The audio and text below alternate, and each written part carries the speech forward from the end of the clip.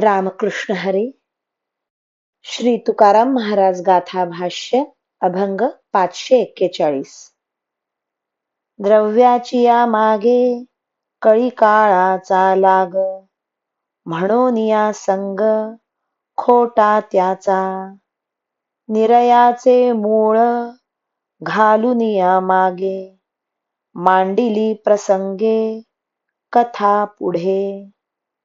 आजीच्या प्रसंगे हाची लाभ घ्यावा, पुढील भार देवा वरी घाला. प्रारब्ध काही न पालटे सोसे, तृष्णेचे हे पिसे वाया विण. तुका म्हणे घेई राहे ऐसे धन, सादर श्रवण करोनिया. द्रव्याच्या मागे कलीचा संबंध असल्यामुळे द्रव्य मिळविताना अनृत भाषणासारखी पापे घडतात आणि काळाचा संबंध असल्यामुळे त्याचा नाशही होतो. म्हणून मनुष्याने द्रव्याचा संबंध ठेवणे फार वाईट आहे.